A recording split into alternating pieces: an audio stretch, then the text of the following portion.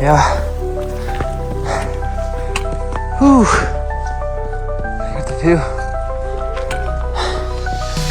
Base camp पुग्नु चाहिँ एकदमै गाह्रो होला जस्तो छ।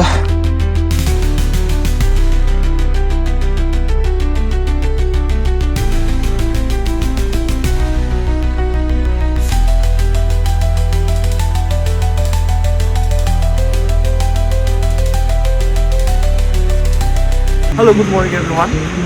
यतिखेर आज चाहिँ हामी भुमखोला छौँ। आज चाहिँ हाम्रो ट्रेकको चाहिँ डे 1 तर हामी हिँडेको चाहिँ आज डे 2 हो। पोखरादेखि यहाँसम्म चाहिँ हामी राइडमा आयो। अब चाहिँ हाम्रो यहाँदेखि ट्रेकिङ स्टार्ट हुन्छ। रुट तपाईँले देख्न सक्नुहुन्छ अहिले हामी यहाँ भुमखोला छौँ। यही रुट हुँदै हुँदै हुँदै हामी राइट डे 3 मा चाहिँ बेस क्याम्पसम्म पुग्ने चाहिँ हाम्रो टार्गेट रहेको छ। हेर्दैछौँ कतिसम्म साथ दिन्छ वेदरले प्लस बडी चाहिँ बडी कन्डिसन हेर्दैछौँ है। बडी कन्डिसन हेर्न सक्नुहुन्छ। अहिले चाहिँ हामी भुमखोलामा छौँ। तपाईँलाई बाटोको सिनहरू भ्यूहरू देखाउँदै लानेछु है त। Thank you. ओके अहिले चाहिँ फेरि मुभ आउट भइसकेको छौँ।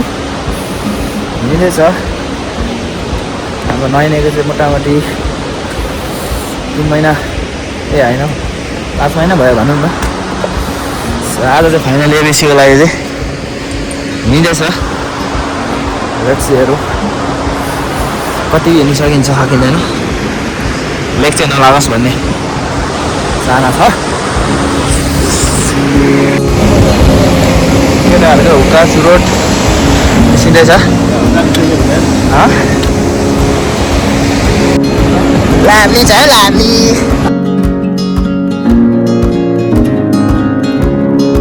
Wow, what a view. Static.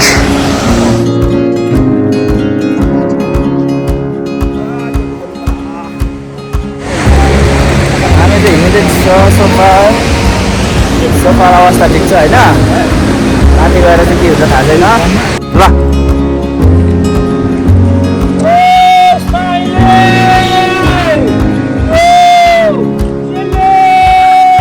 पानी परेको चाहिँ पानीहरू बर्खा त दामी घर हुन्छ ल। यहाँ हिमाल चाहिँ बिस्तारी बिस्तारी देखाउँदैछ। हामी पनि बिस्तारै बिस्तारै हिँड्दैछ। सोफा चाहिँ गाह्रो भएको छैन सबै ठिकै छ। यो भन्नु मात्र छ हिँड्नुलाई गाह्रो छ। अब कता कता कहाँसम्म हिँड्नुपर्ने हो। 3 घन्टा चाहिँ हिँडिसक्यो। वेट सी अब कति घन्टा हिँड्नुपर्ने हो। हिँडिन्छ पुगिन्छ पनि।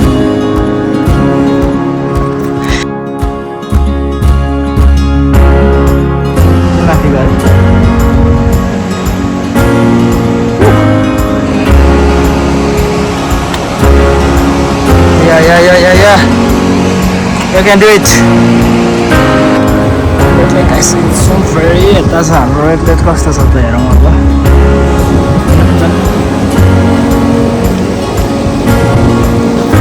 रेड लाइट ग्रिन लाइट हो गया। झर्ना त किसिम हेरेको रहेछ। हेर्न सक्दा नि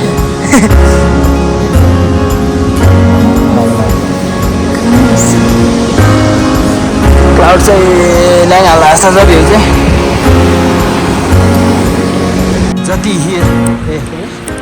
जति हिँड्यो त्यति सुन्दरता प्रकृतिको सुन्दरताले भरिएको नेपालमा होइन के को कमी छ र होइन।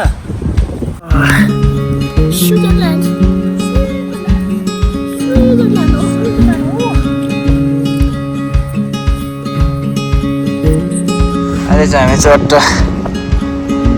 खाजा बनाउने ठाउँमा चाहिँ रोकेर चाहिँ खाना बनाउन लागिरहेको छ। केटाहरू थकित छ। एउटा अघि घुर्नु थालिसकेको छ के होइन।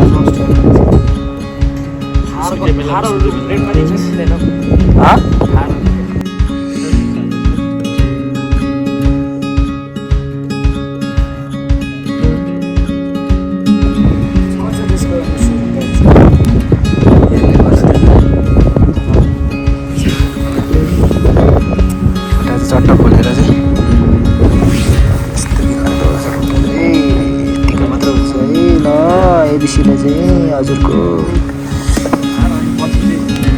कस्तो घिनाले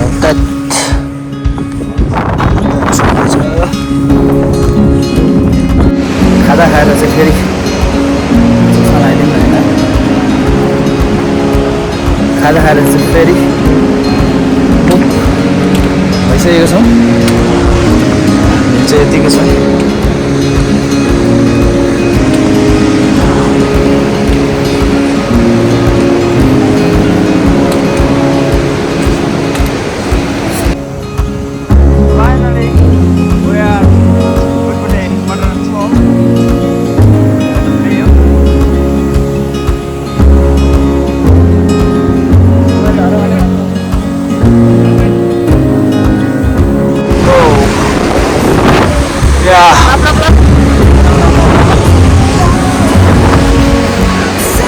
Yeah. Good job, guys. I'll just do some over there now. Yeah.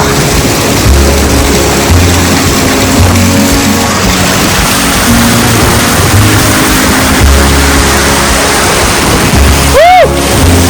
Woo! Yeah.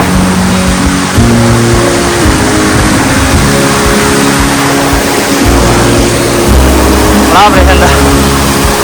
Yeah. Woo.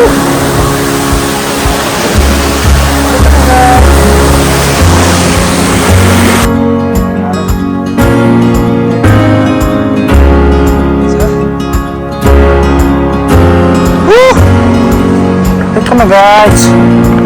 Okay. Dimro, come on.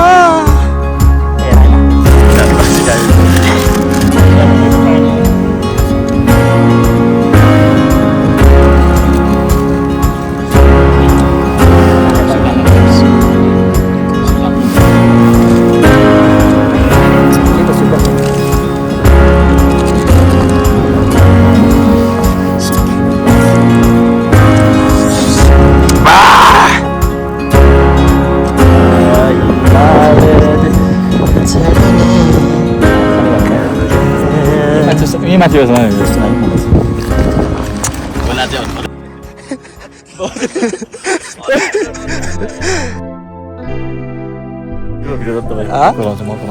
Lah. Oi, mesti buka.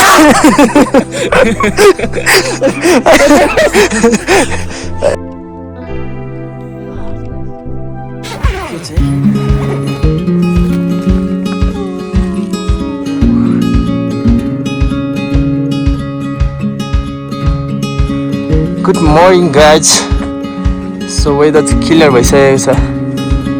अब चाहिँ हामी फेरि खाजासासा खाएर चाहिँ माथि बेस क्याम्पतिर चाहिँ लागिन्छ. निन्द्रा चाहिँ यस्तै हो. घाम लाग्दैछ. या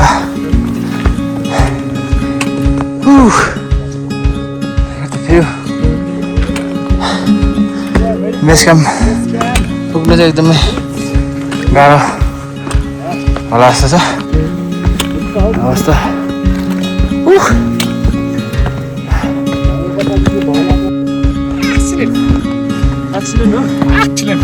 आरसिया अक्सिजन चाहिँ कता कता नपुगेको जस्तो भइरहेको थियो तर पुर्याएँ मैले.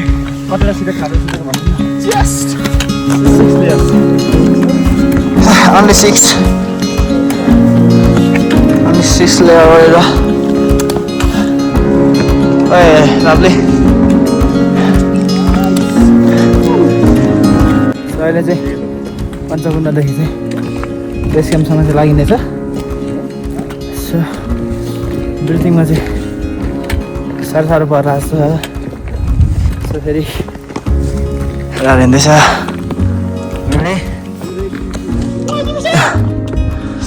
पञ्चकुण्ड लेक नामी देखिरहेछ. हिमाल चढ्ने आउँदा नि त बेस क्याम्प त यार प्लिज. केटाहरूले त त्यो बेस क्याम्प भन्छ के भन्नु यार. यस्तो सुट नगर न केटा हो. हेर्नुपर्छ है. सादा त तँको उठ्यो नि 2 खाना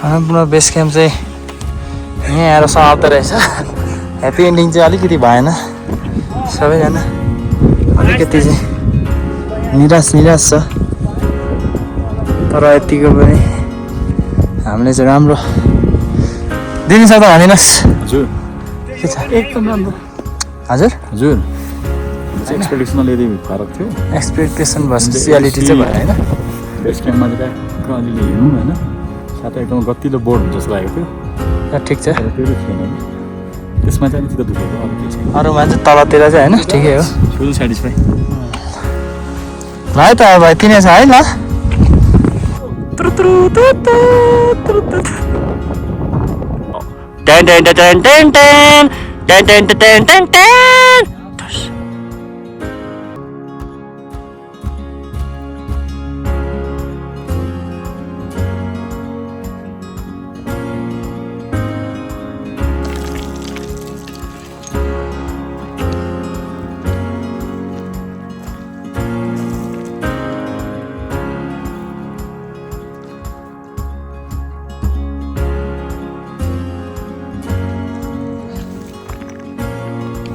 भाग्यमानी छौँ है हामी भाग्यमानी छौँ होइन